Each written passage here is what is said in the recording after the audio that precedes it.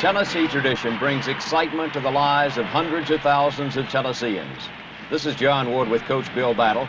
This is a tradition, Coach Battle, that many people probably think has existed for a long, long time. Really, it's less than a decade old. That, the giant T through which the Volunteers race onto the field. And John, it's a tradition that is very meaningful to the players. It's one that whenever any former player comes back to Tennessee, they don't mention the fact that I could still play if I could just run through that tee. They feel very strongly about it. It's a great feeling. It's a feeling of excitement, exhilaration to come through there, and the fans in the stands stand up and yell and wave that orange shaker. And just to be coming through the Pride of the Southland band is a great feeling, and one that is very meaningful. Players. Those are the people you remember really more than the score. And here's a record setter, Kurt Watson. This is a winning play against UCLA in 1970. Bobby Scott hands it to Kurt Watson, who is from Crossville, Tennessee, who is a great player. I think he's an Air Force jet pilot now. Speaking of the Air Force. Optioned Don McClary in the Sugar Bowl against the Air Force. Here's the Air Force game again. Pass David Allen from Athens, Georgia, cornerback. Call him the Hammer, and there's why. He shakes him loose from it, I believe. Jamie Rotella is the guy that recovers the fumble. Here's a play against Alabama, in which in 1970 we intercepted 8 passes. This is one of them. And Conrad Graham from Winston-Salem, North Carolina, an All-American, great young man, a heck of a football player. Here's Scott Hunter again. Bobby Majors, a great safety man, intercepts the ball for another of the 8 passes, and Bobby led the nation in interceptions that year. And here's a third one, and that one is intercepted by Tim Priest, the captain of the 70 team, one of the best captains and one of the best people I ever saw. Was a guy who graduated #1 in his class in the Tennessee Law School. This sold more tearaway jerseys than any advertisement you ever saw. Bobby Scott throws to Speedy Joe Thompson. Look at that speed. He is a great fella, too. I tell you, I think the world of Joe. Here's a great play, one of the great 1971. plays in my mind. Jackie Walker hits Huffnagel from Penn State, and Conrad Graham catches the pitch out, takes it back, outruns Franco Harris, and there's Claude Simonton. Lydell Mitchell also right. was on this team. Simonton leads the way, and they cut out my very favorite thing. Ray Nettles comes down there and knocks the heck out of Conrad, knocked him clean under the fence, and that was a great show of enthusiasm. Here's the Blue Max, Jim Maxwell. That was his first play. It was a great thrown pass. It's too bad the pass was incomplete, but here he comes back on the second play, takes off and runs. They said he could throw, but he couldn't run, but he proved them wrong, and came on, led us to 7 straight wins, and went on to play for the Philadelphia Eagles for 2 or 3 years. Here's an interesting play. Doe Silverman from Chattanooga loves this one because it made him cry. It brought back old memories. And Steve Chansey from here in Knoxville, another great young man, kicks one 66 yards in the rain, and it was possibly the play that enabled us to win the game. At least to change the field position around. They'd run 4 plays, punt. There's Steve Chansey, one of the people who is Tennessee football tradition, and back again to Kurt Watson. And here is the Crossville Comet. This is against Kentucky on the brown grass of Dole Field, and Kurt runs through them and over them and around them and about any way you wanted him to run, and he is certainly a big part of Tennessee history and tradition. And there you see Kurt Watson racing into the end zone, as this is in the 1971 Tennessee-Kentucky game. The Volunteers won it 21-7.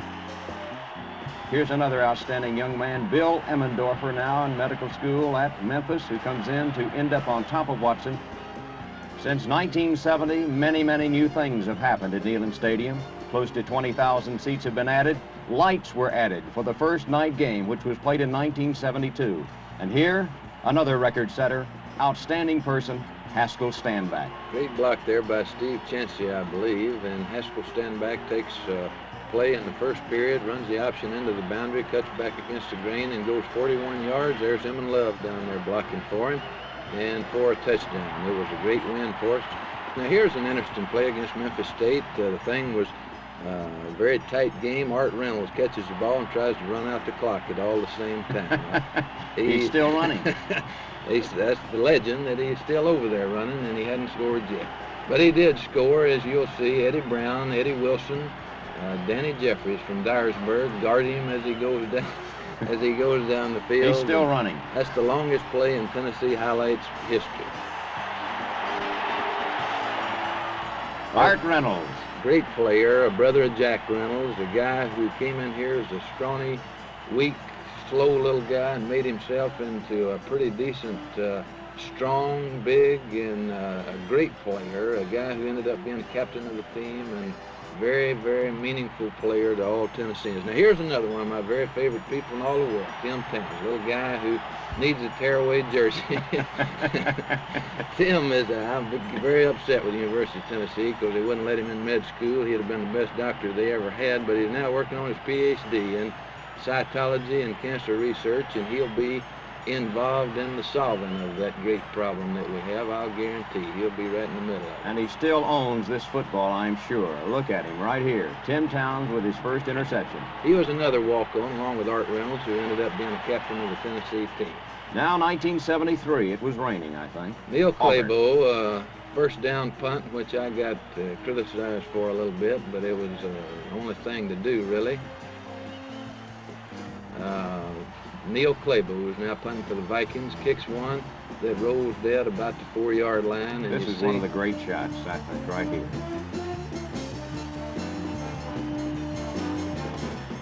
here. That's when it's fun to play, particularly when you're ahead. It's fun to play in that kind of weather. You slide and slip and you don't get turf burns and all that kind of business. Here's a play in Kansas, in Memphis, where Eddie Brown had his teeth knocked out blocking a field goal, but a little before that, he pulled off this interception.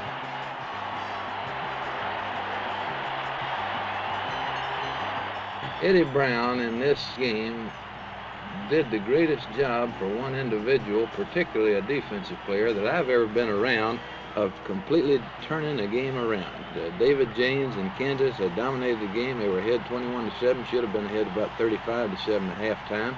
And if it weren't for Eddie Brown, would have probably beaten us about that badly. But he intercepted passes, blocked kicks, returned punts to set up scores, and did everything. Here's one of the great plays in Tennessee football history right here, a little peanut, against Georgia Tech.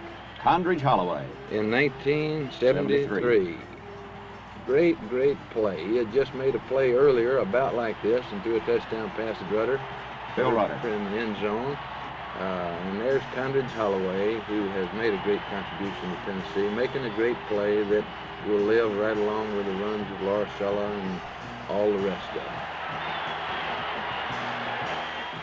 Now 1974, and here's a sack by Ron McCartney. Ronnie McCartney against Mike Fanuzzi, a great quarterback at the University of Kentucky, and it was the game that we unveiled the old unbalanced line, single wing looking thing, and beat him, carried us to the Liberty Bowl, and here's the play that won the Liberty Bowl. Randy Wallace throwing to All-American in Larry Seifert. Tennessee beats Maryland by a score of 7-3 at Memphis in the Liberty Bowl. You know, that game against Maryland was the last time that they've been beaten, except for the first game of the next year when we beat them there. We move now to 1975, and here will be one of the fastest players ever to wear the big orange, Stanley Morgan. And a guy who can do many, many things, headed for a great career in pro football, I think. He holds the Tennessee scoring record. He holds the Southeastern Conference career scoring record and has made a great contribution to Tennessee.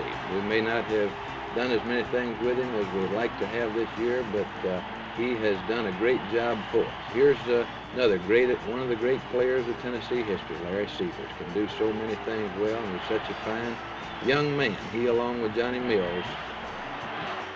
Here's Larry Seifert making another unbelievable catch, and super player. This was a big play against Auburn that won the game in 1975, and catches the thing, takes it into the end zone, pass audibled by Randy Wallace. And a defensive stalwart this year, Andy Spiva. One of the best linebackers in Tennessee history right here, and you see why with this lick against the LSU Tigers. He is a great tackler, an intense football player, and is headed for great things in professional football. It's been a a real thrill for me to be associated with these people, and it'll be a lot of fun following them through the rest of their careers, and they'll all be successful. The people in orange who have made the battle era one of the most exciting and productive in Tennessee football history. And now about the battle era, here's Athletics Director Bob Woodruff. Coach Woodruff, the past 7 years will be known as the battle era of Tennessee sports. It's been an era of excitement, of enjoyment, and of growth at the University of Tennessee. Yes, John, and I'm sure all volunteers want to join me in thanking Bill Battle for his many contributions to our athletic program.